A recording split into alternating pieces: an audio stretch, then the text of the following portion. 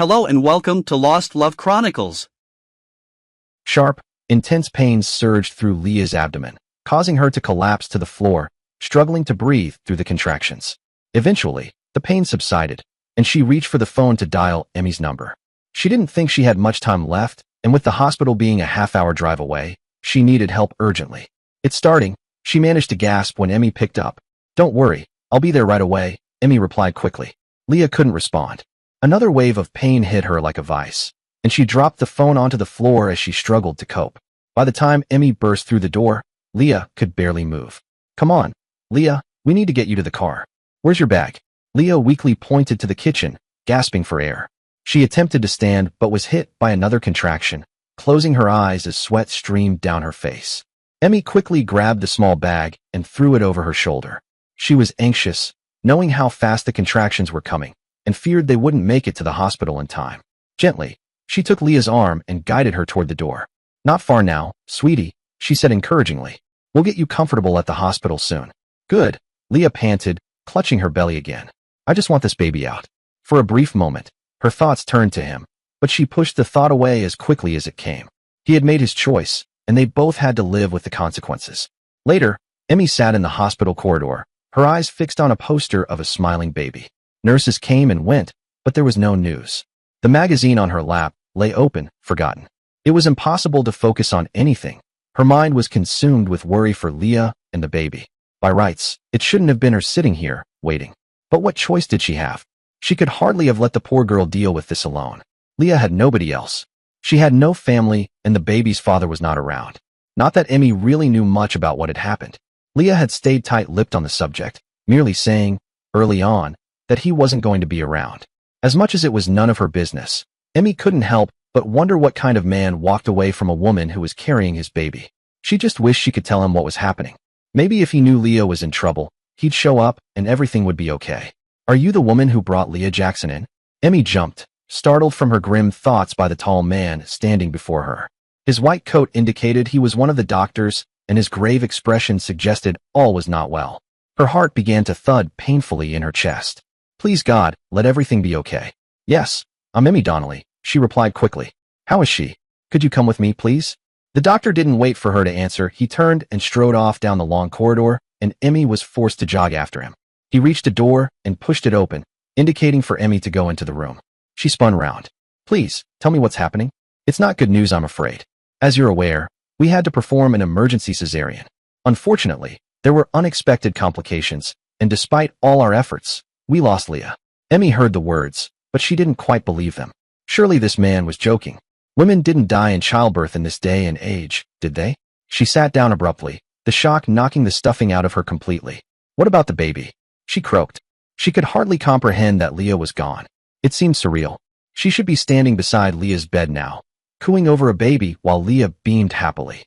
Instead, she was having this bizarre conversation with a man who was telling her Leah was dead.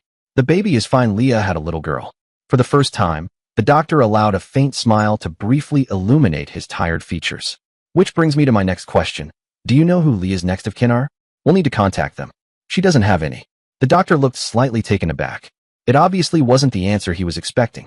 "What about the baby's father?" "That's a difficult one," admitted Emmy. "I don't know much about him." She racked her brains, trying to think if Leah had given her any information over the last few months. The trouble was Emmy hadn't known Leah when she was seeing that man. She'd only moved into the street after she was pregnant and the relationship was over. Nothing at all. "If the baby's biological father is not on the scene, we'll have to call social services." "Look, let me see what I can find out." The doctor nodded. "Okay, but I'll still have to set things in motion." This was not the outcome he expected.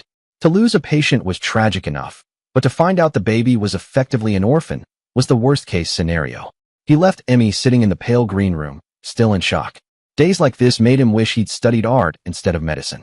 Abruptly, his pager went off, alerting him to a fresh problem.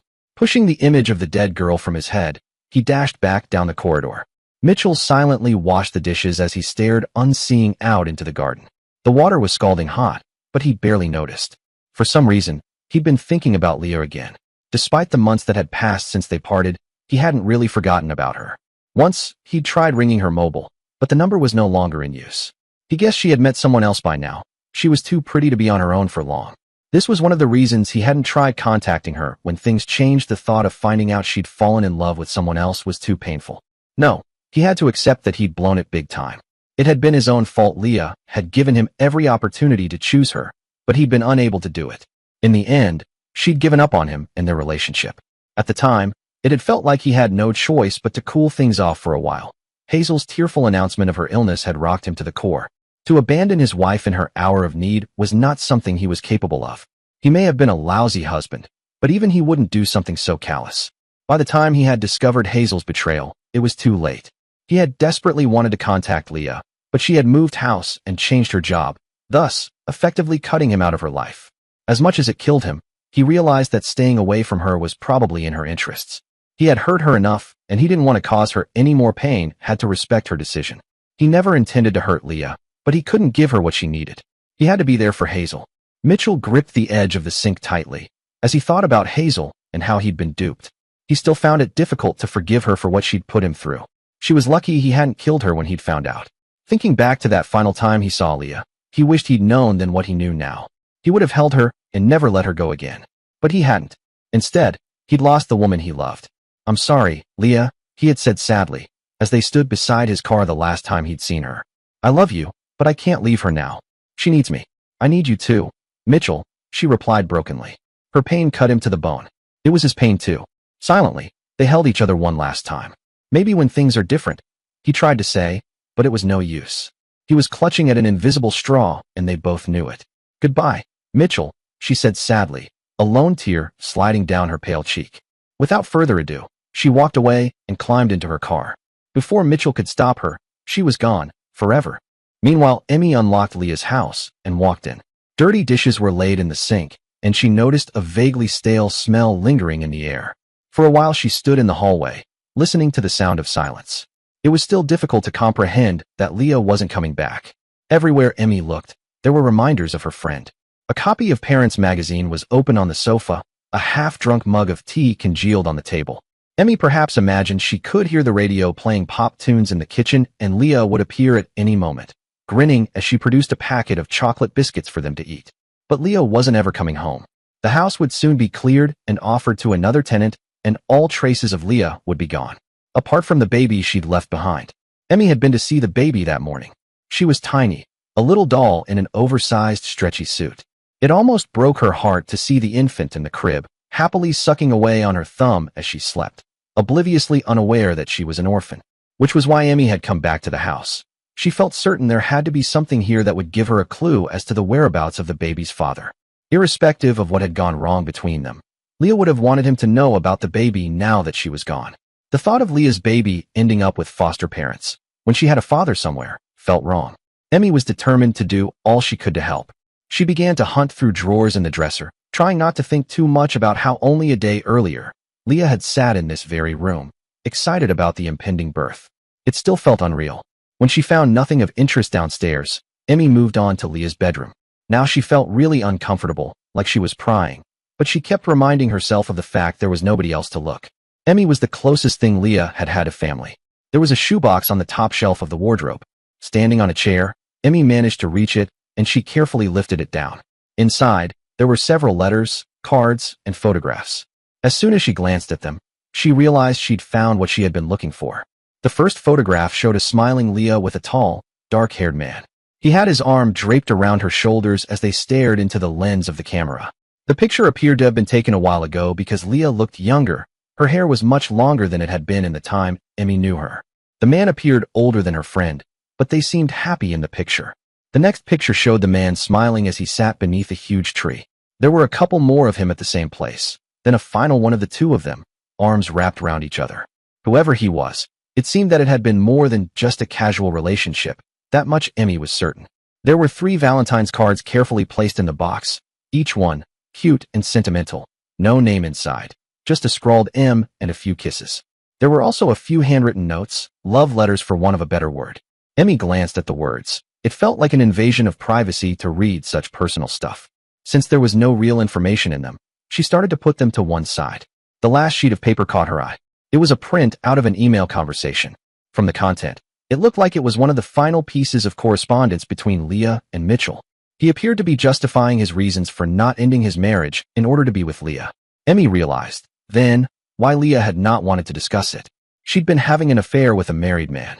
Judging by the date on the emails, they were sent 9 months ago, which suggested Leah had ended the relationship around the time she fell pregnant. Had she even told him about the baby? It seemed now that there was a possibility she hadn't. The only positive side to these emails was that he had sent them messages from his work account. This gave Emmy a starting point to finding him. She now had his full name, Mitchell MacArthur, plus his company name. Assuming he hadn't changed his job, she should be able to contact him. Just what exactly she was going to say to the man was something she hadn't yet considered. Nevertheless, she felt she owed it to Leah and her baby to try to find this Mitchell. If he truly didn't want to know for whatever reason, then at least she'd done her best. Thereafter, it would be up to social services. Mitchell replaced the receiver on the phone and realized his hands were shaking. His whole life had just shifted on some invisible axis and nothing would ever be the same again. Would you like a cup of coffee, Mitchell? Jenny, his PA, stopped dead when she saw his demeanor and the rest of her sentence was left hanging. He took a deep breath and tried to compose his thoughts. Judging from Jenny's continued look of concerned curiosity, his attempt to look normal wasn't working. No, I have to go out. Can you hold all my calls and cancel that meeting with Rod James? Tell him I'll reschedule for later in the week. Sure, no problem, Jenny said carefully. Is everything okay? No, not really, Mitchell said as he began to pack his briefcase hurriedly. He doubted it would ever be okay again. Jenny waited for him to elaborate on this intriguing statement. When he said nothing more, she gave up. When will you be back? No idea, he said. I'll call you later. He swept out of the office, oblivious to the discreet glances from the staff. The only thing on his mind was the news he had just been given. Emmy sat in the coffee shop wondering what the hell she was going to say to this stranger whose life she had just upended with the most catastrophic news. She supposed that she should be pleased he had even listened to her. For the first few moments, she had expected him to hang up, but he had been willing to listen when she mentioned Leah's name. For that she was grateful. She recognized him as soon as he strode through the door. He, on the other hand, had no idea who she was, so she stood, feeling a little self-conscious, and waved at him. Mitchell sat down and faced the petite dark-haired woman who had just dropped the biggest bombshell of his life on him.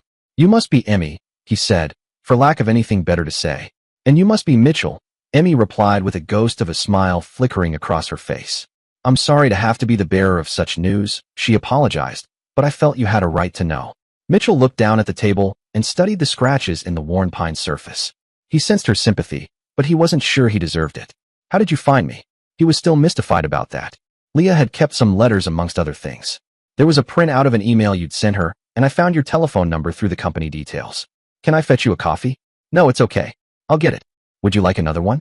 Mitchell needed a moment to collect his thoughts. This was all too much. Emmy shook her head. No, thanks, she replied. Too much caffeine is bad for me. He stood and joined the queue for drinks. For some reason, this reminded him of the many times he'd met Leah for coffee at lunchtime. When their affair first began, they had spent many hours talking over coffee. Short, stolen, blissful moments, all fitted in between meetings. The local coffee shop had been a refuge from all that was wrong with his life. Can I help you, sir? The blonde girl behind the counter repeated with an expression of irritation on her pretty face. Only then did he realize she had been impatiently waiting for his order. He hurriedly asked for an espresso. Once he had paid for the drink, he returned to Emmy and sat down again. He sipped the scorching hot coffee. How was she, before she, he broke off abruptly. The words just wouldn't come, no matter how much he tried to spit them out. Leah was good, Emmy said softly. She was happy and looking forward to the baby's coming. Tears welled up at the corners of her eyes. She fought to contain the tide of emotion that threatened to spill out from behind the carefully built wall of control. This wasn't about her. It was about the child. I didn't want things to end the way they did, Mitchell said slowly. He wasn't sure why he was justifying himself to this stranger, but he felt he had to explain. She never told me about the baby. Emmy reached out impulsively and covered Mitchell's hand. It felt cold despite the warm day. That's in the past now, she said gently. I'm not here to cast blame on anyone. I'm only trying to do the right thing for the baby. What's her name?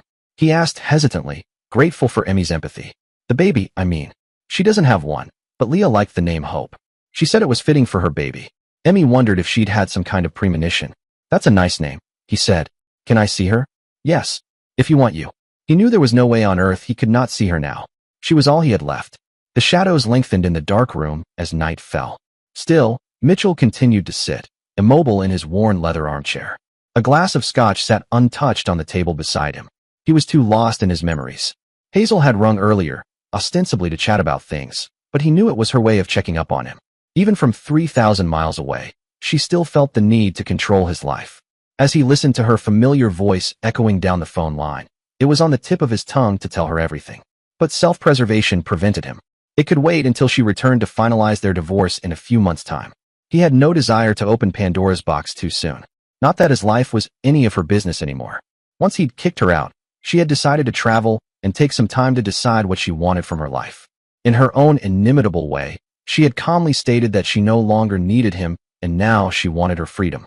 He sometimes wondered why he had ever thought it was possible for things to change. How naive he had been. Duty and a sense of misguided loyalty had prevented him from seeking happiness with the woman he loved. And for what exactly? Now he was the one left with nothing. Well, almost nothing. He silently corrected himself. He had hope. If only Leah had told me, he thought miserably. Maybe then things would have been different. But she had said nothing. She had simply walked away from him that day. Of course, now he knew why. She must have known that if she had told him of her pregnancy, he would have felt utterly torn. He could still picture her face during those final moments, as she shook her head with sorrow. How he wished he could turn the clock back. If he knew then what he knew now, would it have made any difference? They would never know. He had made a terrible decision, and the die had been cast. Tomorrow, he would go and see his daughter. Despite the desolation he felt by knowing Leah was gone forever, a small flicker of hope burned deep within the barren wasteland of his heart. He had to be strong for hope. She needed him. The nursery was empty, but for the crib in the corner. Mitchell walked across the room, while Emmy stood near the door and watched. She still wasn't sure if this was going to work. What if he rejected the baby? Instinct told her he was a decent man, but who knew for sure? The social worker had certainly seemed pleased at the news that Hope did, in fact, have a father. Assuming Mitchell was willing to accept his responsibility, she had said Hope could be taken home as soon as he was ready. She would continue to monitor the baby, but she wasn't going to stand in Mitchell's way since he was the natural father. Emmy was rather relieved by this decision. She wasn't all that certain social services would be amenable to Mitchell's assuming parental responsibility. Fortunately for everybody, reason had prevailed for once. Hope was asleep. For what seemed like ages, Mitchell stood watching her, his face turned away from Emmy's gaze. She tried to relax, but the tension and emotion of the moment was almost unbearable. Part of her couldn't help but wonder if Leah was watching them all. Emmy hoped so. Yes, she really did. There was a small sound from the Perspex crib, followed by a muffled cry.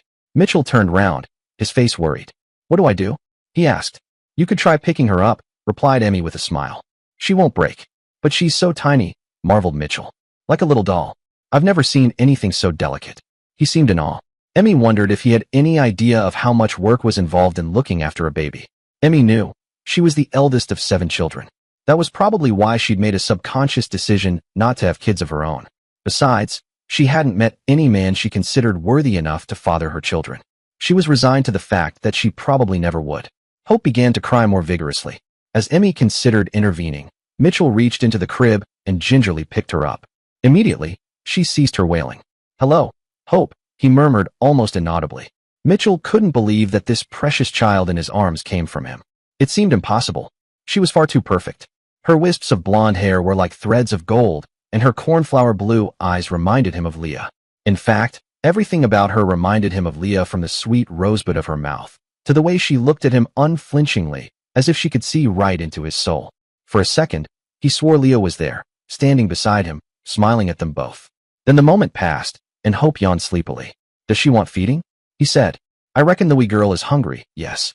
A stout nurse appeared through the door with a bottle of formula in her hand. "Here you are," she smiled as she passed the warm bottle to Mitchell. He must have looked stricken because the nurse chuckled. "I can see you're a novice at this." She grinned. "Here, this is how you do it." She showed him how to feed Hope. He was surprised to find that Hope had drunk every last drop of her milk in no time and was falling asleep contentedly. "Now, it's time to change that nappy," exclaimed the nurse gleefully, and Emmy couldn't help but laugh at Mitchell's horrified expression. The relief she felt was overwhelming. After the nightmarish last few days, it seemed like something positive might actually emerge from this unholy mess. If only Leah could witness this, she thought sadly. All she could hope for was that Leah was watching, somehow, somewhere. It was only when the telephone rang that Mitchell realized he'd nodded off again. He opened his bleary eyes and tried to focus on the small desktop clock. He had approximately 10 minutes before one of the directors was due to arrive for a monthly review meeting. As he sat wondering how on earth he was going to pull this meeting off, Ginny strolled in with a large mug of black coffee. "Here you go," she said kindly. "I was just about to come and wake you up. Mr. Clark is down in reception. I've managed to stall him, but apparently he is going to be up here very shortly." "Thanks, Ginny," Mitchell said gratefully. He sometimes wondered what he would have done without his loyal PA. She had saved his bacon several times recently. "Rough night again?" Ginny asked sympathetically, noting the dark circles beneath his eyes. "You could say that." Mitchell smiled ruefully. Hope had cried every night for the last fortnight. It seemed to be colic, or so he had decided after consulting umpteen childcare books. But whatever it was, the end result was little or no sleep for either of them. Despite these problems, he wouldn't have given up his little girl for all the sleep in the world. Smiling fondly, he sipped the scalding coffee as Ginny quickly tidied his meeting table and scurried off to make some tea for their guest. "You're looking tired," commented John Clark when he strode into the office. "Oh, you know how it is," replied Mitchell airily. The last thing he wanted was for John to think he wasn't up to the job anymore.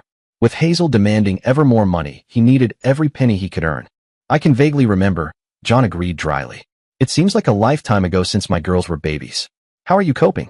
Despite the seemingly caring question, Mitchell knew very well that with any hint of falling apart, the vultures would descend for the final kill. His second-in-command, Sam Brown, had been snapping at his heels for weeks now, and Mitchell was loath to lose his job to him. "I'm coping well, John. Thanks for asking," he said breezily. "Now, about that report you wanted to discuss, I have 2 copies here, and as soon as Ginny brings the tea in, we can get on with it." John nodded. He seemed reassured by Mitchell's confident manner. "Excellent stuff. I'm looking forward to seeing what innovative proposals you have managed to come up with." Inwardly, Mitchell breathed a sigh of relief. He just hoped that the meeting wouldn't drag on too long. He needed to collect Hope from the childminder before 6. Emmy threw some tins in her trolley and listened to the wail of a small child somewhere in the vicinity. She smiled to herself. It was times like this that she knew not having children had been the right decision.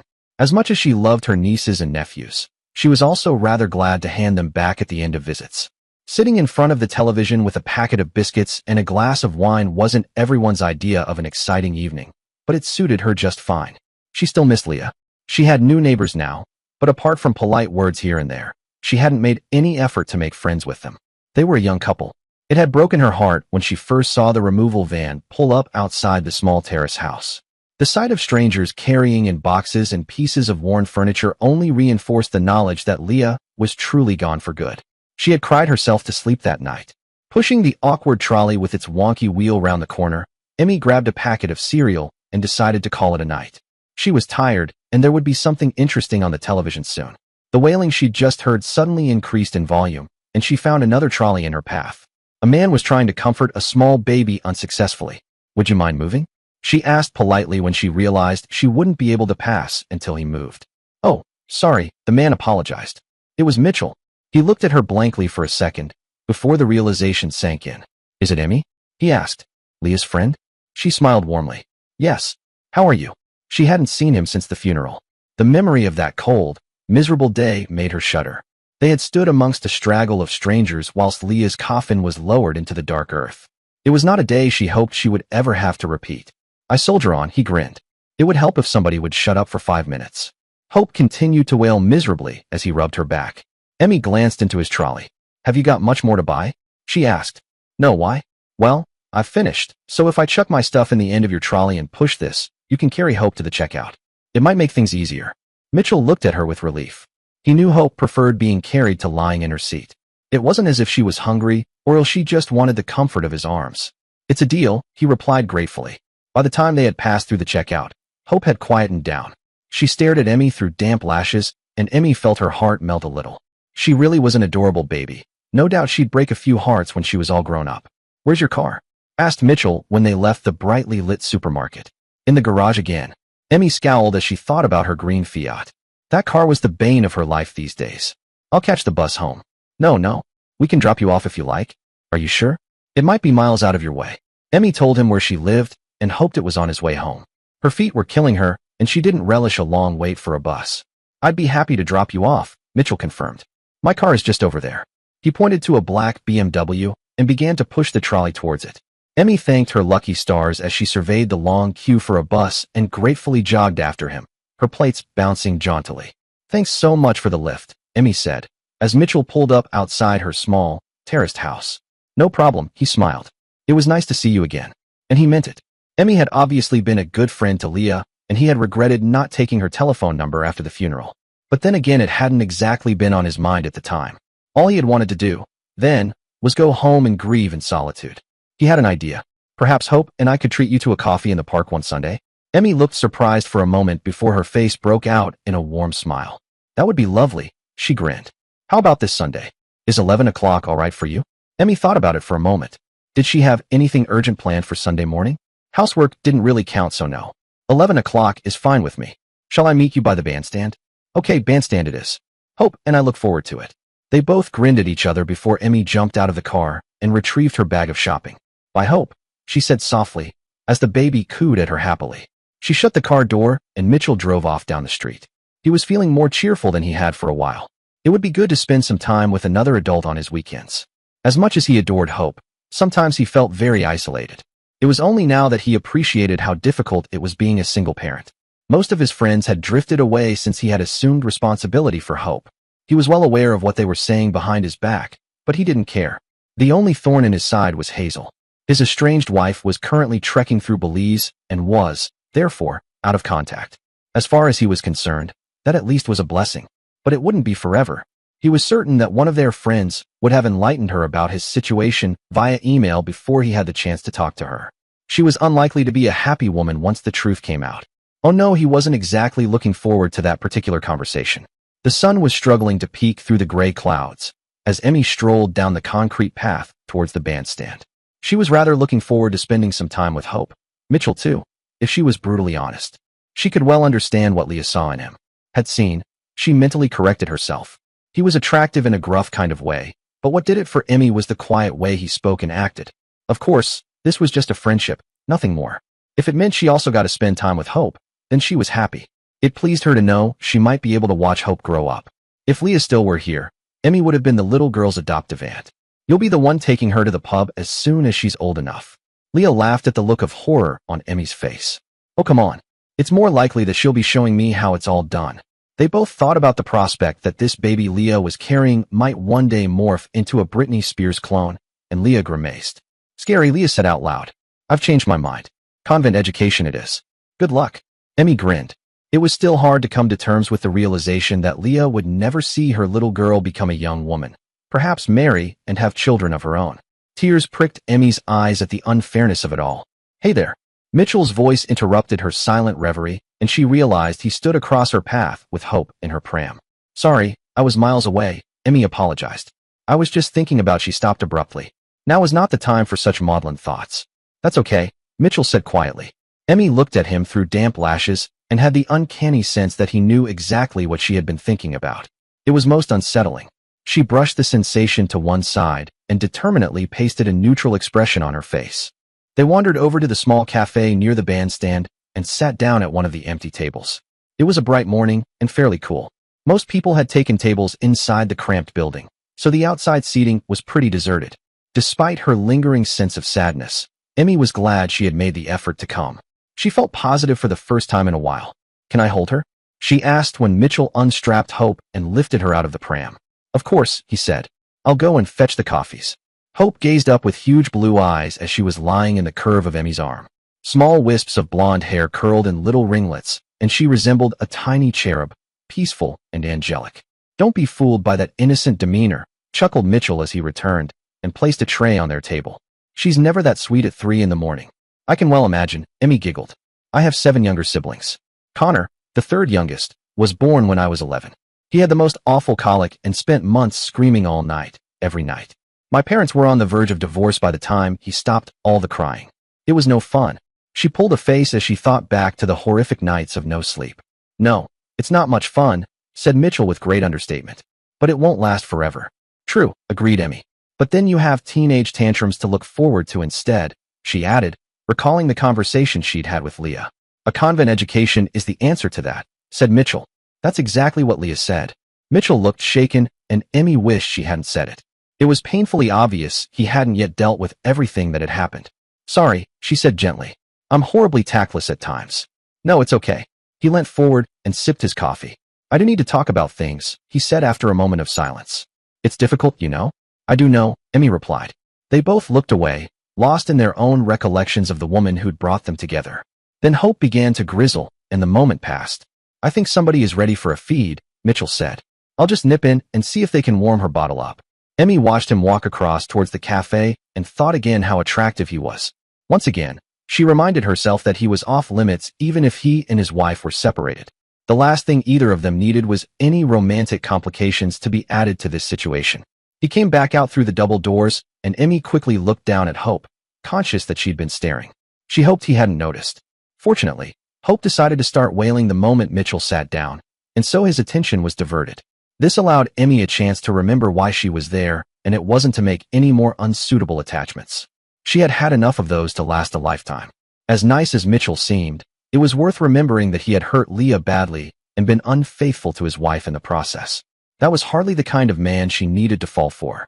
Oh no, she told herself firmly as she watched him patiently coax Hope to take milk from the bottle. She needed a man like that as much as she needed a hole in her shoe. They chatted about mundane things whilst Hope finished her feed.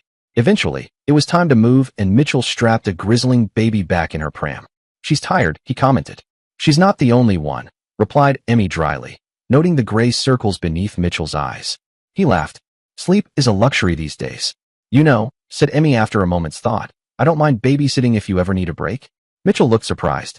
"I'm sure you must have loads of better things to do in your spare time." Emmy shrugged. "Not particularly. I don't go out that often.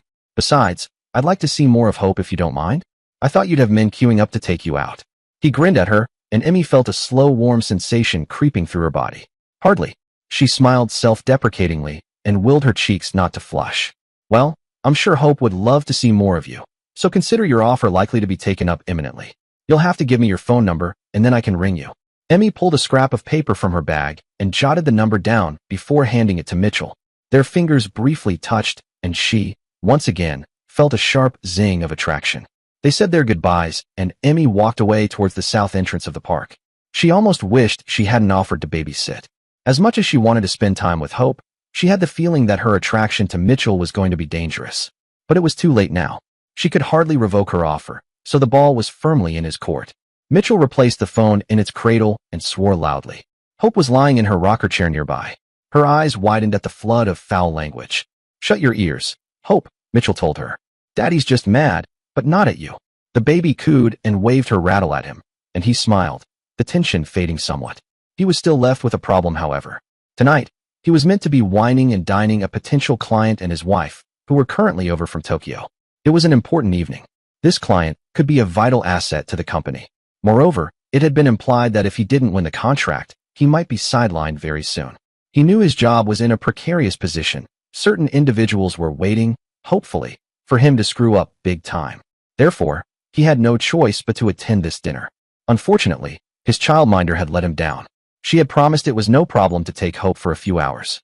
Nevertheless, she had rung up half an hour ago to apologetically explain that she had a viral stomach bug and was, therefore, in no position to babysit. Now, he didn't know what the hell he was going to do. Shit. He thought quickly about whom else he could possibly ask. It was difficult, as most of his friends had pretty much written him off lately.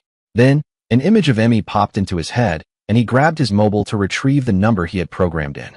"Hi, Emmy," he said in a rush when she answered her phone. "It's Mitchell here. Remember that babysitting you offered?" She listened, as he explained the predicament he was in.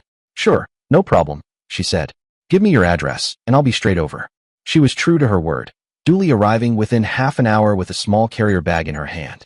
"Sorry, I couldn't resist when I saw this the other day," she explained, sheepishly pulling out a pretty outfit for Hope. Sitting down on the rug beside Hope, she looked around the spacious room curiously. It was tastefully decorated in beige tones, but it felt a little impersonal. She wasn't sure why exactly, but the lack of any family photos was strange. "I shouldn't be too late," explained Mitchell, while trying unsuccessfully to fasten his gold cuff links in a hurry. He swore softly when they refused to close. "Here, let me do it," said Emmy without thinking. She calmly fastened them for him and then straightened his tie. He suddenly looked at her properly for the first time since she'd arrived at his house. Her dark hair was pulled back into a ponytail, and she wore no makeup. She was dressed casually in scruffy jeans and a loose sweatshirt, yet she managed to look appealing to him. With a start, Mitchell realized how pretty she was.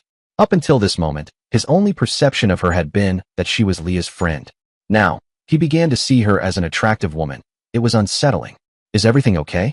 She asked curiously. Belatedly, he realized he had been staring at her. He pulled back hurriedly. Yeah, thanks, he said a bit gruffly. Hell, I better go, or I'm going to be late. Are you sure you'll be all right? Feeds are in the fridge, and help yourself to anything you want. We'll be fine, won't we, Hope? Emmy said soothingly. Hope gurgled as if agreeing with her. She kicked her chubby little legs about, and Mitchell relaxed slightly. The taxi beeped its horn outside. Okay, I'm off now. He grabbed his jacket and house keys. Ring me, if you have any problems. He was suddenly anxious to leave. Emmy made him nervous for some strange reason. She, once again, assured him she would be fine, and so he left, aware that if he didn't ask the taxi driver to put his foot down, he would probably miss the starter. Emmy locked the door behind him. She wondered why Mitchell had looked at her funny when she fastened his cufflinks. She shook her head, dismissing the errant thought as Hope began to cry. It was time to fetch a bottle of milk from the kitchen. Mitchell walked in through his front door expecting to hear an all-too-familiar wailing. Instead, the house was silent but for the muted sound of the television in the living room. His head was slightly woolly from too much wine, and he could feel a headache coming on rapidly. Apart from eating and drinking too much, the evening hadn't gone too badly. The client had seemed receptive to his proposals, and he felt fairly sure that at least some business might be heading their way soon. Time would tell. At this moment, he didn't give a toss in all honesty. He was beginning to think that there was far more to life than work. After putting his shoes and coat away, he headed down the hall, towards the living room to see Emmy. For some reason, she had appeared in his thoughts with alarming regularity all evening, and he still wasn't sure why. God knew he had enough on his plate without adding a relationship into the potent mix. The room was in semi-darkness when he walked in. The lamp in the corner had been switched on, but the only other light was from the television. Emmy was curled up on the sofa, her legs tucked beneath her in a cat-like fashion. Mitchell was about to say something, when he realized she was fast asleep. She looked so young lying there with her hair spread out across the cushions, certainly nowhere near the 30-something he knew she was. He bent down and gently shook her shoulder, catching a faint wisp of floral perfume. She stirred a little and opened her eyes blearily, looking slightly confused for a moment. Then, she suddenly realized where she was. Oh God, I'm sorry, I didn't mean to fall asleep. She apologized. Her cheek was pink and creased where the edge of the cushion had left its mark. Mitchell felt his eyes drawn there, assailed by a sudden urge to rub the area with his thumb. He looked away quickly and examined what was playing on the television. Have I missed anything interesting? He asked politely, a slow throbbing headache beginning to bite right behind his temple. No, not really. Once hope settled, I switched it on, but I guess I zonked out almost immediately. She rubbed her eyes ruefully. Did she go down all right? Hope seemed the safest subject to talk about while he was feeling this way. Emmy stood. She was great, didn't give me any bother. Mitchell was amazed. Really? He said in disbelief. Really? I bathed her, fed her, and then read some stories while she lay in her cot. She nodded off quite quickly. Maybe it's me then, he said, tiredness suddenly hitting him hard. It was horribly disheartening to hear that the baby who screamed the place down nightly had been an absolute angel for somebody else. Hey, don't be silly. Anyone can see you're doing a wonderful job in very difficult circumstances. Mitchell raised one eyebrow skeptically. You think? Yes, I do think, she replied firmly. Then why do I feel so useless half of the time? Emmy must have seen his dejected expression, for she stepped close and gave him an impulsive hug, throwing her arms around his neck in sympathy. The gesture took Mitchell completely by surprise. Her slight body pressed against him, and her hair tickled his nose for a few precious seconds. Almost without his realizing, his hands moved to hold her, but she jumped away abruptly with a stricken look. I'm so sorry, she apologized, her cheeks flushing deep pink with embarrassment. I shouldn't have done that. Mitchell reached forward and grasped her arm. Don't be sorry, I'm glad you did. He rubbed his temple, as he tried to find the right words through the fog that threatened to close his brain down for the night. It's been a while since anybody hugged me, he admitted. He was aware that he sounded deeply tragic, but suddenly did not care all that much. Emmy's face registered empathy and something else he couldn't fathom. He just hoped it wasn't pity, he couldn't cope with that at the moment. Me too, she admitted with a sad smile. I spent the last decade married to the Ice Queen, what's your excuse? Mitchell found it difficult to believe that this lovely woman didn't have a boyfriend. Bad luck, I guess. She shrugged. There was somebody, but it didn't work out, and, well, I haven't bothered looking since. Anyway, I'm talking rubbish. You must be shattered and I should get home. Sleep deprivation is a way of life. Emmy grabbed her bag and coat. Take advantage of the peace then. She grinned, and Mitchell felt relieved that the awkwardness of the previous few minutes appeared to have vanished. Thanks, for tonight, Mitchell said as they stood on the threshold of his front door. Outside, the sky was clear, Hundreds of twinkling stars were visible despite the glow from the street lamps. That's okay, Emmy said. It was my pleasure. Anytime you need me, just holler. How about next Saturday night? The words were out before Mitchell had a chance to think it through. Emmy had turned to go, but she paused in response to Mitchell's invitation. Do you have to work again? She asked. No, I just wondered if you fancied coming over and having some tea with us. She hesitated. Mitchell thought for a horrible moment that he'd overstepped the mark, but then she smiled and he exhaled with relief. Sure, she said, I'd love to. Great. Is 6 o'clock okay? I know it's early, but I don't want to keep Hope up too late. No, that's fine. Is there anything you need me to bring? Absolutely nothing. Okay, I'll see you on Saturday. She disappeared down the drive towards her parked car. Mitchell watched until she had safely driven away. He couldn't help wondering what had prompted the invitation. It hadn't been his intention at all. But, he reasoned, Hope liked Emmy and he sure as hell needed some adult company outside of the office. Emmy was fun to be around, and there was nothing wrong with them becoming friends. He firmly dismissed any nagging doubts as to his motives and headed off to bed, hoping that he might grab a few uninterrupted hours of sleep before Hope awoke again. Emmy jumped off the bus and looked up at the leaden sky dubiously. Judging by the black clouds congregating right above her head, it was about to tip it down. Just marvelous when my car is in the garage for the millionth time this month, she thought crossly. Catching buses was all very well, but Mitchell's house was not on a main bus route. She knew he would have picked her up if she'd asked him, but she was much too proud to ask. As large spats of water began to rain down on her, she soon regretted her decision. By the time she arrived on his doorstep, her carefully styled hair was dripping, and she was under no illusions that she looked in any way hot. Mitchell looked suitably horrified when he opened the door and saw her disheveled state. Hurriedly stepping to one side, he gestured for Emmy to step inside the hall. Please don't tell me you walked here in this. He looked past her at the rain that was now sheeting it down and firmly closed the door on it. Kind of, she said cagily, realizing that he was probably going to shout at her. My car's in the garage again, so I caught the bus. Why? I'd have picked you up. I didn't want to put you to any trouble. Well, too late. Now you're dripping all over my expensive wooden floor, and it's not looking great. He shook his head in mock disapproval, then grinned at her to show he was joking.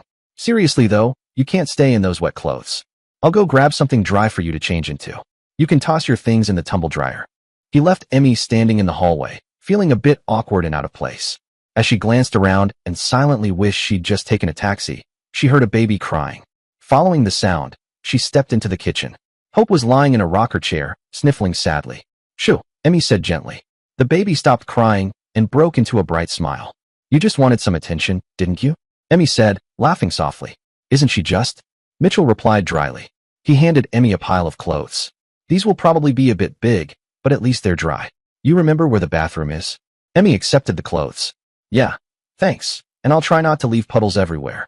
She gave Hope a little wave and headed up to the guest bathroom on the first floor. Inside, she closed the door and looked over the clothes. The shirt looked like one of Mitchell's, oversized and soft, and the cotton trousers, clearly meant for a woman, were a bit too big and long on her. Still, she got changed without fuss, thinking that comfort mattered more than style at the moment.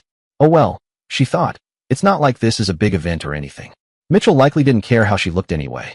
She picked up her wet clothes and made her way back downstairs, following the comforting aroma of food cooking.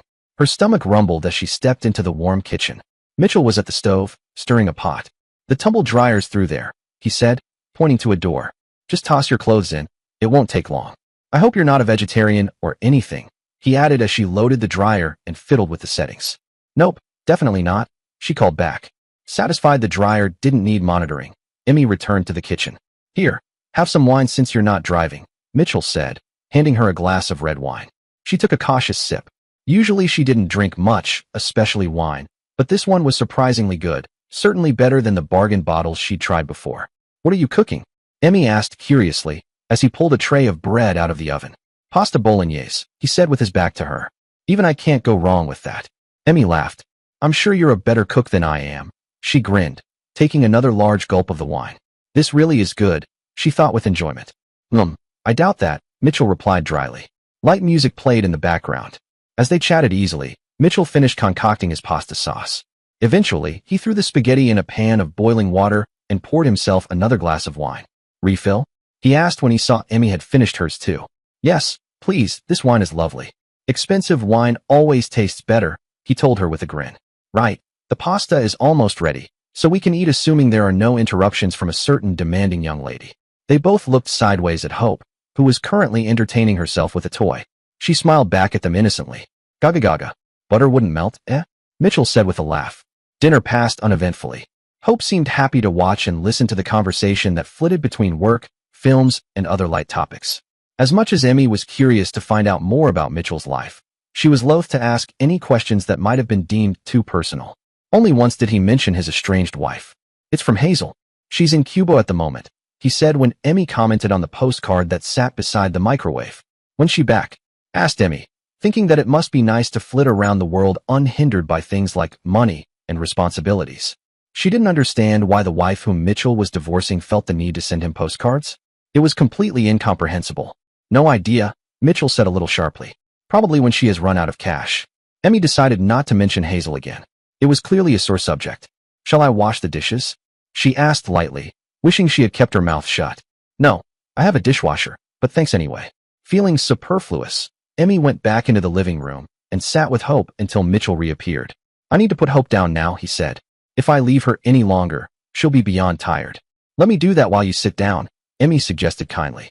The dinner had been lovely, and she felt the need to help in some small way. Besides, her head was rapidly becoming fuzzy after 3 glasses of wine. I know where everything is, and Hope settled for me last time. Sure, if you don't mind, Mitchell replied gratefully. He flopped down on the sofa and poured the rest of the wine into their glasses. No, of course I don't mind. She picked the baby up and took her upstairs. When eventually Hope was settled, Emmy came back downstairs to find Mitchell watching television. Everything okay? He asked quickly. Yeah, fine, Emmy said reassuringly. She glanced at her watch and realized that time was running away with her. Listen, thanks for the dinner, it's been really nice, but I ought to go now. I'm sure you would like some peace and quiet. Mitchell looked surprised. You don't need to rush off yet, do you? He said. Stay a while and keep me company, unless you have something important to do. Only ironing, she replied. He patted the sofa beside him. Then, take a seat, and I'll see what films are on. Emmy decided not to argue. She wasn't really in a rush to go home anyhow. It was the first evening in ages that she'd had company. Although she had plenty of friends who regularly invited her out, since Leah's death, she hadn't made much of an effort. Here, drink this, and then I'll go open another bottle. He passed over her glass, and Emmy took it warily. She wasn't sure that drinking any more wine was such a great idea. The last thing she needed was to make a complete fool of herself. But she drank it anyway. It was too good to waste. The leather sofa was very comfortable, and Emmy sank back into the cushions. The loose trousers she'd been loaned felt a little tighter around the waist now that she'd eaten a huge portion of pasta, but the shirt still gaped open. In fact, it gaped open rather a lot. When she happened to glance down during the commercial break, she realized to her embarrassment that half of her cleavage was exposed. Thankfully, Mitchell didn't appear to have noticed. The film was engaging, but the wine was making Emmy feel drowsy, and her focus began to drift. Mitchell seemed fully absorbed in the movie, so she let her gaze rest on him for a moment. He looked relaxed in jeans and a casual sports tee, comfortable, at ease. Even through her sleepiness, Emmy noticed how natural and calm he seemed, and she found that comforting. He rubbed his leg absent-mindedly and took another sip of wine. Emmy's attention followed the movement without much thought, noting how he carried himself with quiet strength. He clearly stayed active, she thought, and there was something reassuring about that. Just then, Mitchell turned toward her and asked if she wanted anything else to eat. She realized she'd been staring and quickly looked away, her cheeks flushing. No. Thanks, she replied, coughing slightly and taking another sip of wine to steady herself. But I will just nip to the bathroom while the adverts are on. The room suddenly felt close, and she welcomed the break. While I'm up, I'll check on Hope, she added. Okay, said Mitchell. I'm going to make some coffee. Want a cup? Yes, please, Emmy replied as she stood, a little unsteady. Black, no sugar, she added, thinking it might help clear her head. When she returned to the living room, the coffee was waiting on the table and the film had resumed. She took a grateful sip, a bit too quickly, and winced. Careful, it's hot, Mitchell said, raising an eyebrow at her reaction. Hope's fast asleep, Emmy said with a nod, settling in again. He nodded and returned to watching the film. The final climactic scenes were playing on screen, but although Emmy tried to pay attention, she found her gaze drawn back to Mitchell repeatedly. His profile was perfect, she decided. Straight nose and strong jawline. His hair needed a cut, but apart from that, he looks pretty damned hot, she thought wistfully. It was a pity she wasn't interested in him. When the credits finally began to roll, Emmy stood hurriedly. It was high time she rang for a taxi. Any longer, and she was in danger of drooling. She needed to change back into her clothes and leave, now, before she said or did anything she might regret. But before she had a chance to tell him her plan, Mitchell grabbed the 2 empty mugs and disappeared into the kitchen. Feeling wrong-footed, Emmy glanced around the room, but there was no sign of a telephone she could use.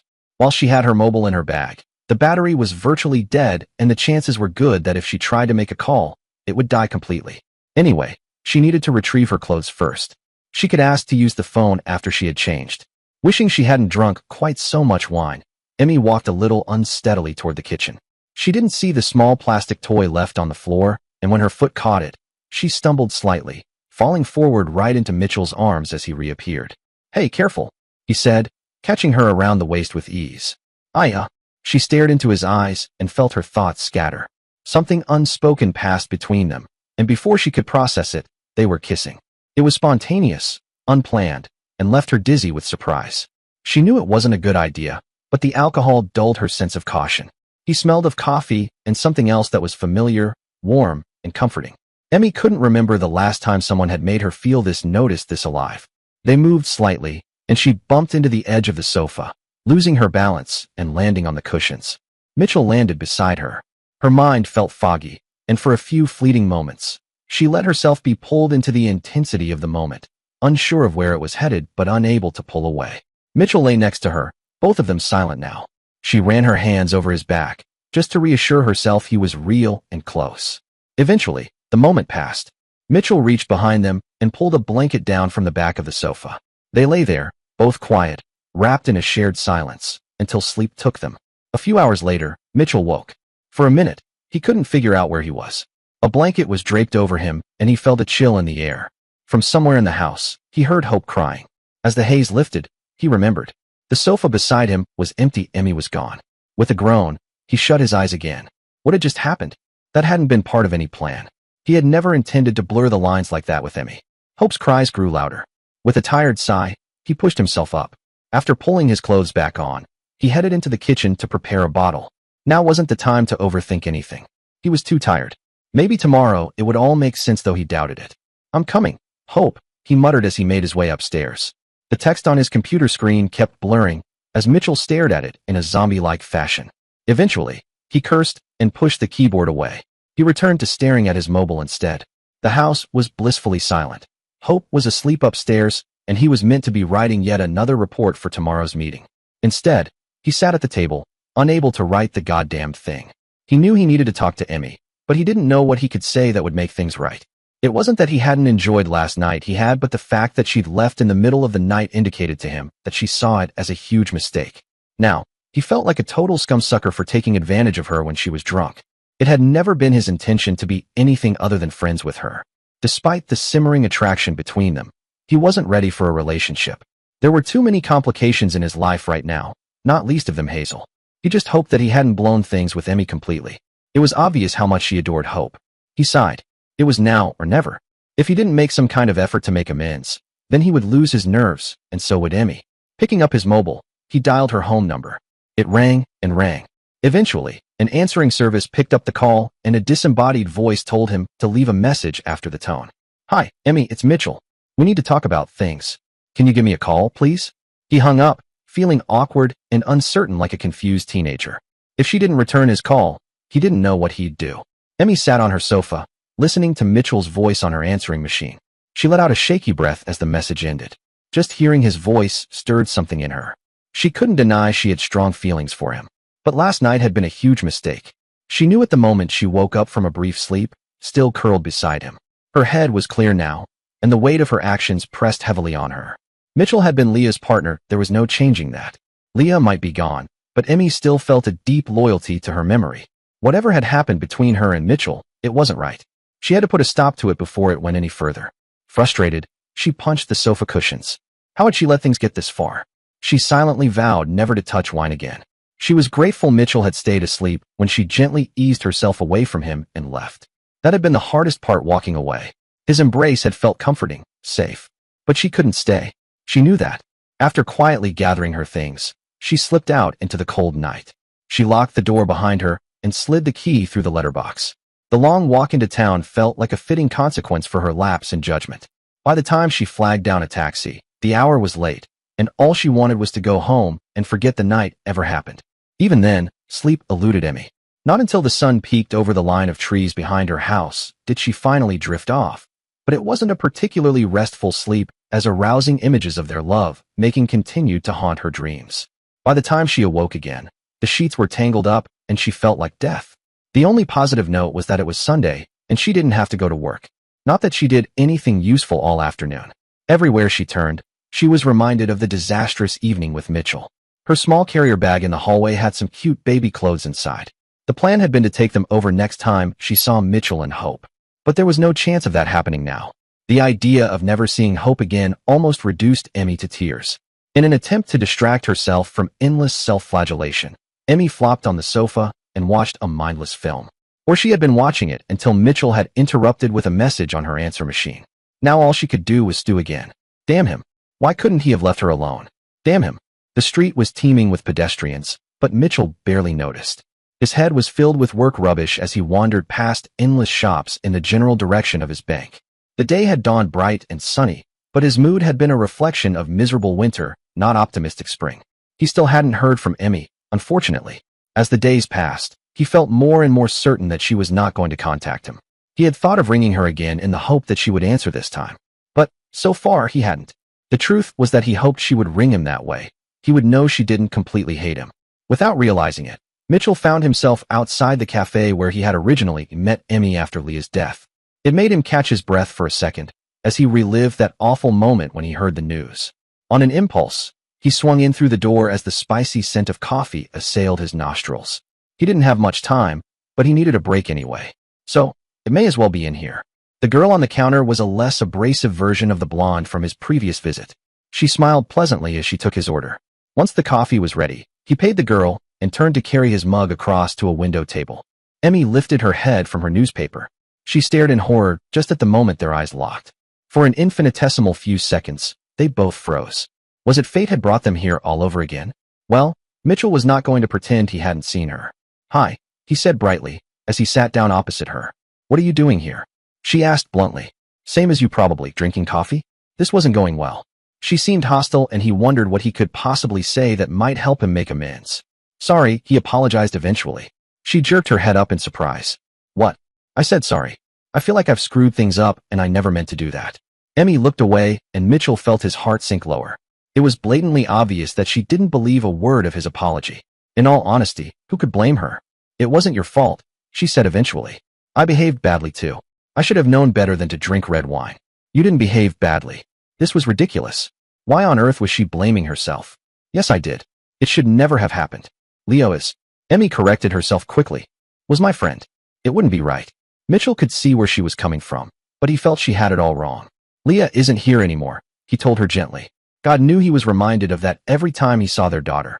"Blaming yourself for us getting together is daft. I accept that it probably shouldn't have happened for other reasons, and none of them are to do with you. But it did, and we need to talk about it. Last night was the most fun I've had in a long time. I enjoyed your company very much. As for what happened after, well, I didn't expect that to happen, but it did. And if I'm honest, it was pretty amazing." Emmy stared at him intensely. She seemed to be trying to decide if he was lying, but eventually she allowed a wan smile to light up her eyes. "Amazing, huh?" she said softly. "Amazing," he reiterated before reaching out and taking her hand in his. "I continue to blame myself for a lot of things," he said, "but last night is not one of those things. Irrespective of what happens next, I want us to remain friends." "If you want," Emmy replied nonchalantly. He still wasn't yet sure that everything was going to be okay, but, at least, she was talking to him now. It was a big improvement on the situation of an hour ago. He drank the rest of his coffee and glanced at his watch. "I gotta go, I have a meeting at 2. "Okay," she said. "I'll call you," he promised as he left. "Hope wants to see you soon." "And so do I," he added with a grin, as he jogged back down the street towards the bank. Emmy tried to concentrate on her work, but it was impossible. All she could think about was Mitchell and what was going to happen between them. Sure, they could be friends as he suggested, but would that really work? As she mulled it over, she found her thoughts drifting back to Leo again. Obviously, she had cared about Mitchell very much. Even a brief glimpse of the letters she'd found told Emmy that much. The question was, how had Mitchell felt about Leah? It was a subject they hadn't talked about, so Emmy had no real idea of how serious he had been about Leah. For all Emmy knew, Mitchell was some kind of Casanova who routinely seduced women and cast them aside when he grew bored. She didn't know him very well when all was said and done. How could she trust a word he said? If they saw each other again, and Emmy knew she would have to see him for Hope's sake, she was going to have to get him to talk about his relationship with Leah. She needed to know how he had felt about her friend. It wasn't as if she could sit down with Leah over a cup of tea and discuss things. No, she'd never be able to do that again. The figures on her spreadsheet blurred as tears formed. Emmy still missed Leah so much. But she had to move on. As, indeed, they all did, Mitchell included. When her phone blipped from her bag, she jumped in surprise. Wondering who it could be, she reached down to retrieve it. It was a text message from Mitchell, and she found herself smiling unwillingly as she read it. Thanks for listening. I meant what I said. How about dinner on Friday? No wine this time. Emmy placed the phone on her desk and stared at it for a long time. She was torn. Dinner seemed too intimate and likely to lead to other things. But if she said no, he would take that as a sign that she was still upset and that she'd read more into their encounter than he had intended. Eventually, she tapped in a brusque reply. Okay. His reply was immediate. I'll call you later. Now, she was committed. But Emmy decided it would be a good opportunity to talk things through. There was no reason they couldn't just be friends. Once she had that thought clear in her mind, she returned her focus to work and set thoughts of Mitchell aside. Friday felt far off, and she had too much on her plate to worry about one casual meal. Her car was finally back in working order by Friday night, giving her a solid reason to skip alcohol. As she pulled up outside Mitchell's house, a wave of nervousness crept in. She sat in the car for a while, trying various breathing exercises to calm herself. It wasn't until she noticed how late it was getting that she finally stepped out. Being punctual was important to her, something her mother had always emphasized. Emmy had made a point to dress casually for the evening. Since this was just a friendly dinner, she wore faded jeans and an old t-shirt, making no effort to dress up. She didn't want to give Mitchell the wrong idea. The only reason she had come tonight was to spend some time with Hope. She was ready to build a friendship with Mitchell, and nothing more. Hey, Mitchell greeted when he opened the door. Looks like you managed to avoid the rain tonight, he joked. Haha. Emmy grinned. My car's finally out of the shop, so I got the full door-to-door service. You could have had that last time if you weren't so stubborn, he teased as she stepped inside. Emmy let that slide and followed the sound of Hope's cooing into the living room. The baby lay on a colorful playmat, kicking her legs happily. As soon as she heard Emmy's voice, she turned her head, her face lighting up with a big, cheerful smile. Hello, gorgeous. Look what Emmy has for you. Emmy reached into the bag she was carrying and pulled out a stretchy Barbie pink suit embroidered with cute bunnies. Hope waved her arms with enthusiasm and tried to grab the bag. I knew you had excellent taste, laughed Emmy, as she quickly moved the crinkly bag firmly out of reach. You shouldn't have, commented Mitchell when he came back in the room, a tea towel thrown over his shoulder. It's only a little something I got in the sale. Emmy shrugged dismissively before she turned her back on him and concentrated on tickling Hope's toes. The tension between them was still there, simmering away in the background, like a keg of dynamite primed to explode. It seemed easier to focus her attention on Hope rather than deal with Mitchell. Mitchell folded his arms. He could see that it wasn't only a little something. The label quite clearly announced it had come from one of the expensive baby clothes boutiques in town. However, he wasn't going to risk offending her by saying that, so he let it go. Before I go and finish off the dinner, would you like a drink or anything? He asked. He had made a resolution, before Emmy arrived, not to say or do anything that might be construed as provocative in any way. I'll have a Coke or some other cold drink, please, she said without looking up. Okay, I'll go and have a look and see what there is, he replied, heading back into the quiet comfort of the kitchen. The moment Emmy arrived, Mitchell knew the evening might be more challenging than he expected. She looked relaxed and casual in her faded jeans and simple t-shirt, her hair pulled back in a ponytail with no makeup. There was a natural beauty to her, and it brought back memories he wasn't sure he was ready to face. He could tell she felt uneasy being back in his home. It showed the moment she stepped through the door. But for Hope's sake, if they were going to find a way to be friends, they had to work through the initial awkwardness. Still, it was hard to ignore how things had once been between them, or how the past hovered unspoken between them now. He hoped the evening would settle into something easier. Emmy heard the doorbell ring and glanced up, wondering who might be visiting on a Friday night. She was sitting in the armchair, with Hope on her knee. Though the sofa had a better view of the television, she avoided it. It reminded her too much of the last time she had been here and the emotions that had come with it. Instead, she focused on Hope, chatting gently as the quiet hum of voices drifted in from the hallway. A few moments later, the front door closed, and she heard Mitchell moving in the kitchen. She was about to go see what he was doing when he returned with a tray of drinks and some garlic bread. Need a hand? Emmy asked politely. Mitchell hesitated for a moment, distracted by the weight of the evening and everything unspoken between them, then shook himself from it. No, I'm all done, he said quickly, retreating to the kitchen once more. Get a grip? He muttered to his reflection in the window, trying to center himself before returning with the food. He stacked 2 plates carefully on top of the pizza boxes. Pizza? Emmy raised an eyebrow as he returned to the living room. Yeah, sorry, he replied with a grin. I kind of used up all my kitchen skills the last time you came over. She laughed, and he joined in, both visibly relaxing a little. Now, can I tempt you with vegetable or meat feast? Bit of both, please. Emmy smiled, suddenly realizing how hungry she was. The nerves from earlier had kept her from eating all day. Mitchell handed her a plate. They sat and ate in comfortable silence while Hope kicked her legs on the floor and music played softly in the background. Eventually, Hope began fussing, her quiet noises turning to louder cries. Mitchell sighed, setting his plate down. Well, I almost finished, he said with a small smile. I've got her, Emmy said, already standing. You sit down and enjoy the music. Before he could argue, she had gently scooped Hope into her arms, leaving Mitchell alone with the echoes of the past and a soundtrack of 80s rock in the background. Hope was lying in her cot, silently staring at the butterfly mobile that spun in languid circles above her head. Her eyes were beginning to close, but still Emmy didn't make a move to leave her. She knelt on the carpet stroking the baby's arms soothingly, whilst wondering how long she could stay up here, safe and out of Mitchell's way. Although Hope had been more than ready for bed, Emmy had taken as long as humanly possible to change and feed her. Apart from the fact that she had been in no rush to go downstairs again, she really enjoyed spending the time alone with Hope. In a strange way, it felt like she was close to Leah. She could almost imagine Leah with her, watching her from the edge of the room. She just hoped Leah hadn't been watching when she had seduced Mitchell the other night. That thought still made her feel incredibly guilty. Unfortunately, it didn't stop a sharp pang of desire from igniting, and she bit her lip painfully in an attempt to quell the unwanted feelings. The mobile ceased twirling, and Emmy saw regretfully that Hope was fast asleep. She knew she ought to go downstairs before Mitchell came looking for her, so she stood carefully. Hope didn't stir as Emmy left the room, quietly pulling the door closed behind her. When she entered the living room again, she saw that Mitchell was stretched out on the sofa watching a documentary. He turned when he heard her and said, "You were gone for ages, did she make a fuss?" Emmy crossed her fingers behind her back and replied, "She didn't want me to leave her, so I waited until she fell asleep." Strictly speaking, it wasn't a lie. Hope was more than happy to have company while she fell asleep. He nodded. "Sit down, and I'll make us a coffee." Emmy hesitated, and he noticed. "Don't worry, I won't bite," he said dryly. She ignored the barb and sat down in the armchair again, anxious not be too close to him. When he returned with 2 mugs of coffee, she took one and said bluntly, "We need to talk. Why you don't beat around the bush, do you?" Mitchell said with a surprised look. "Not as a rule, no?" She sipped the coffee and tried to sort out her chaotic thoughts. Mitchell stayed silent.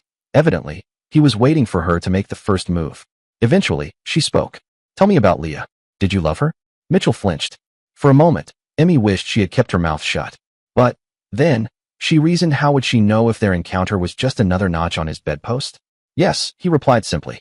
He sank back onto the sofa, his brow furrowed with pain. "I loved her very much." "Then, why didn't you make the effort to be with her when you had the chance?" "Because of Hazel's illness." Emmy hadn't known this, and she felt wrong-footed. What was wrong with her? "Hazel told me she had breast cancer. Our marriage had been over for a long time, but when she told me about the diagnosis, I couldn't just walk out on her. I decided to try again with her and stay to help her deal with everything. Of course, at that point, I had no idea she lying to me."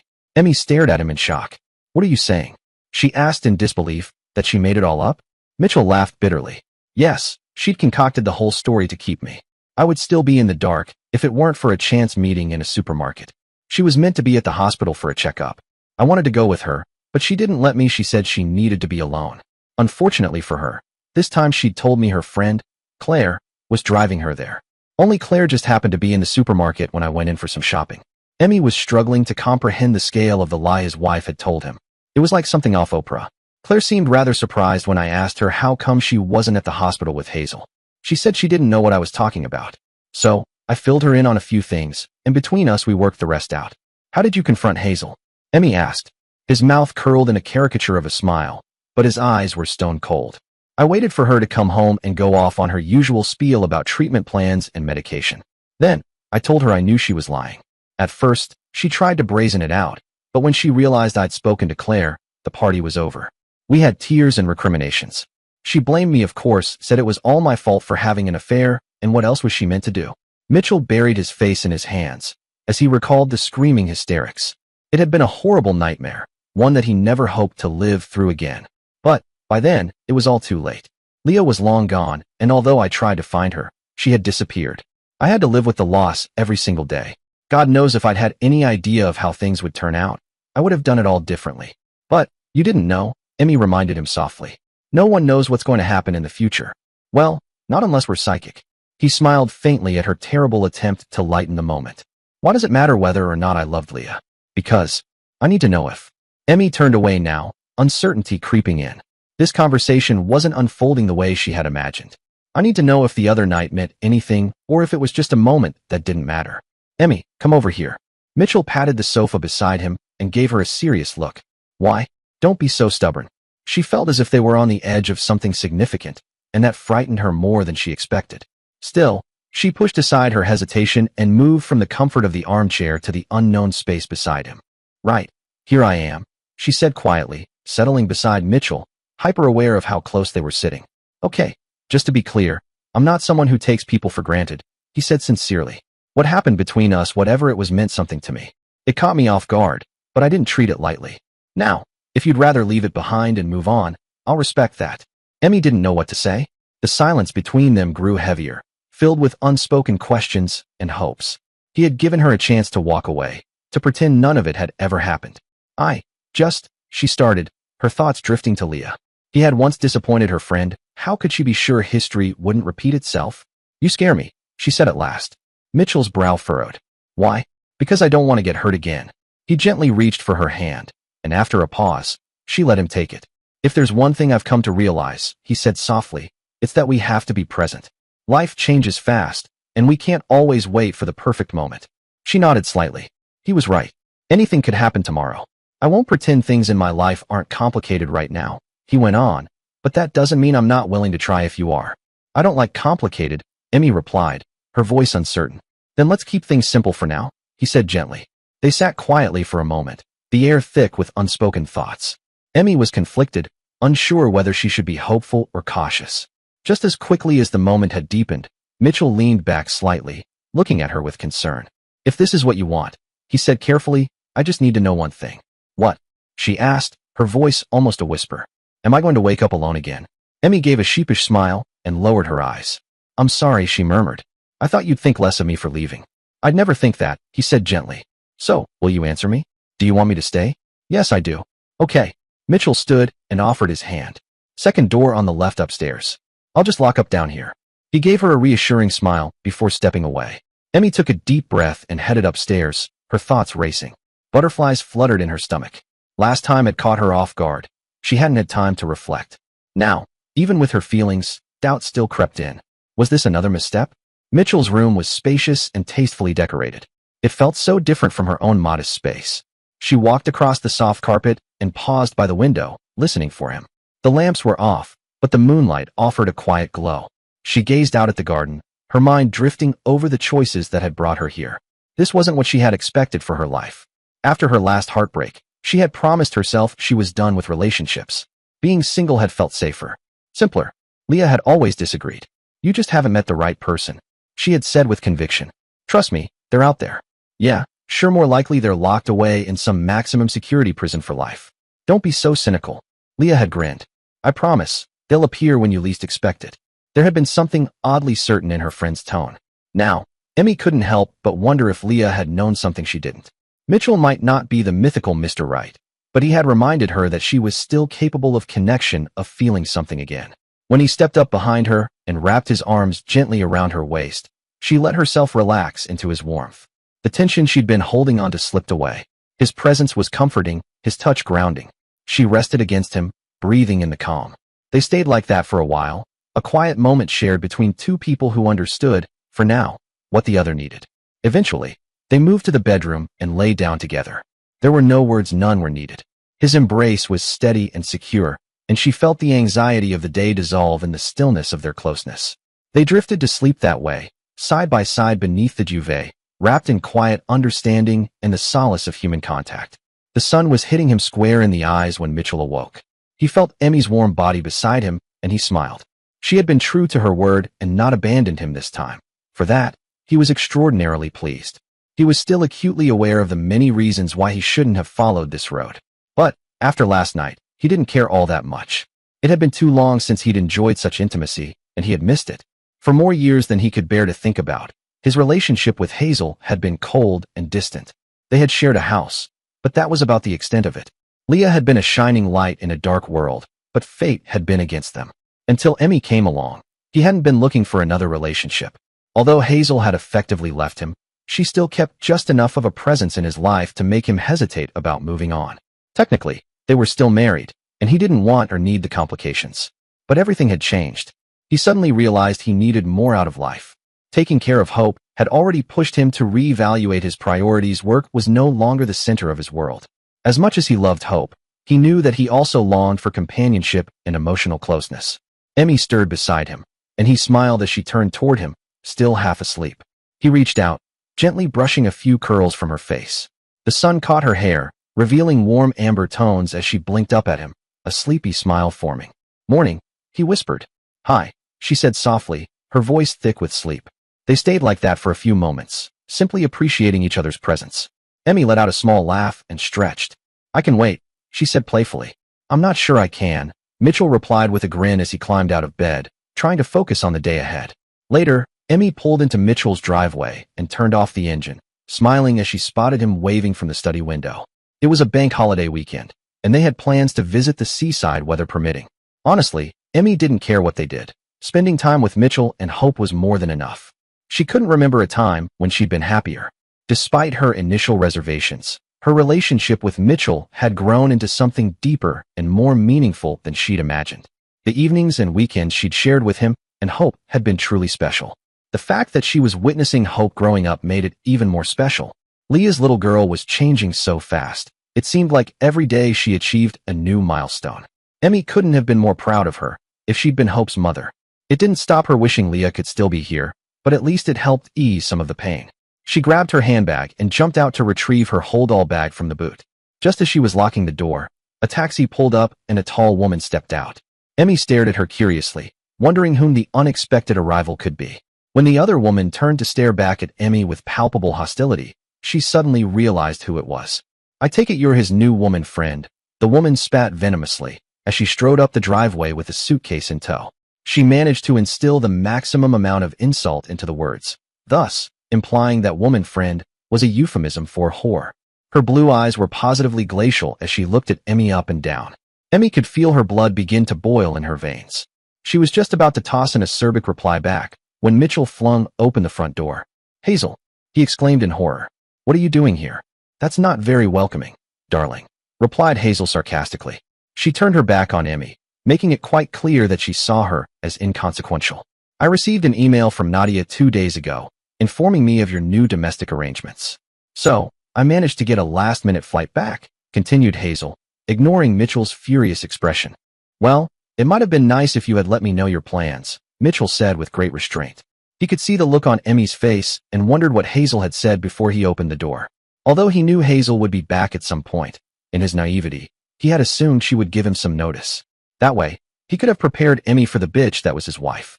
He stood between Hazel and the hallway, praying that Hope didn't start wailing. "Which hotel are you staying at?" he asked pleasantly, waiting for her to kick off at such an outrageous suggestion. "What?" she spluttered in disgust. "This is still my home too. I'll bloody well stay here." "No, you won't. You may well be entitled to some of the value, but it's my home now. You forfeited all rights to live in this house when you took me for a fool. Or have you forgotten what you did? How dare you?" Predictably, Hope picked that moment to start screaming loudly, and Mitchell sighed inwardly. Emmy immediately came over and stood beside him, squeezing his hand. "I'll deal with her," she said quietly, before stepping into the house. "You'll be hearing from my lawyer first thing on Tuesday morning." Hazel threw one last acid-tinged glare at Mitchell, and then off she flounced, back up the driveway towards the taxi driver, who had been watching with an expression of great interest during the altercation. She negotiated with him for a moment, before climbing back in. In a cloud of fumes, the car shot back down the road before disappearing out of sight. Mitchell breathed a sigh of relief. That went well, he said to himself before retrieving Emmy's bag from the drive. Emmy was sitting with a snuffling Hope in the kitchen and cuddling the baby tightly. I think the shouting upset her, she explained softly. I'm sorry, he said to her, hugging them both tightly. I had no idea she was going to turn up like that. Hey, that's okay. Emmy could see how exhausted he looked. She knew he had been anxious about confronting Hazel, but at least now it was over. What happened next was up to her. Still want to go to the coast? He asked eventually. Yes, I think we all need some fresh air. Right. Let's get this show on the road, he said with determination. He gave Emmy a quick kiss, and she felt a rush of warmth in her chest. It was on the tip of her tongue to say those 3 little words that had been growing inside her, but she couldn't bring herself to say them. Maybe one day soon. She would have the courage, but not today. The gray sea crashed against the quay, sending spray high into the air.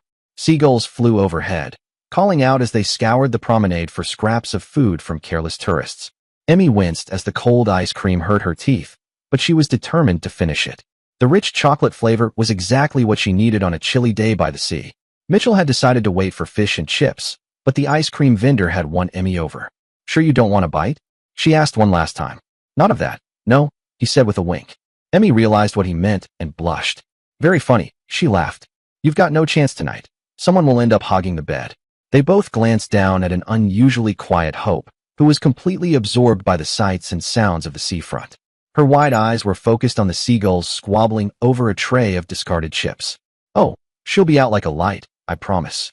Mitchell grinned, and Emmy felt a smile tug at her lips. She won't be the only one, Emmy said. With all this sea air, I won't be able to stay awake. Then I'll just have to make sure you're comfortable while you sleep. Mitchell joked, pulling her into his arms and tickling her. She squealed with laughter, unable to catch her breath. Stop, she cried finally, and he relented. I'm glad we came, he said, as they continued along the path. Mitchell pushed the stroller with one hand while holding Emmy's hand with the other. Emmy silently reflected on what had happened before they left. Mitchell had stayed quiet about Hazel. Emmy had hoped he would bring it up during the trip, but he hadn't. Now, it was beginning to nag at her, and she needed to know where they stood. Being by the sea was a nice escape, but in 2 days, they'd have to face the fallout from Hazel's unexpected return. She stopped. What's going to happen between you and Hazel? She asked, without hesitation. Mitchell stopped and turned to face her. You don't waste time, do you? He said with a little amusement. His smile faded as the sun hid behind a dark cloud. What will happen is that Hazel will see her lawyer, who will try to get as much money from me as possible. I'm sure she'll use the fact that Hope exists to try and get as much as she can in the divorce. So, you are divorcing her? Emmy felt a sense of relief wash over her. Finally, her fear that Mitchell might repeat what he'd done with Leah had been put to rest. Of course I am. He grabbed her around the waist and looked her in the eye. Emmy, there's something I need to tell you, something I should have said already, but I didn't. Emmy looked back at him, nervous. What? I love you, he said simply. Tears welled up in Emmy's eyes, and she tried to wipe them away, but Mitchell held her hands tightly. Will you marry me once everything is sorted out? He asked. I might not have any money left by then, but we can live on love alone. Emmy laughed through her tears. You idiot. She sniffed. I love you. And yes, I'll marry you. They shared a gentle kiss, oblivious to the curious onlookers passing by. It wasn't until Hope, bored with watching the gulls, began shouting loudly that they pulled apart. Come on, said Mitchell. I think our daughter's hungry. Emmy smiled. He was right. Leah would have wanted it this way. 2 people she cared about most in the world, happy and taking care of Hope. From the midst of tragedy, Hope had been born. Emmy felt certain that Leah was watching over them and smiling. Dear listeners, please share your thoughts in the comment section below and don't forget to like, share, and subscribe.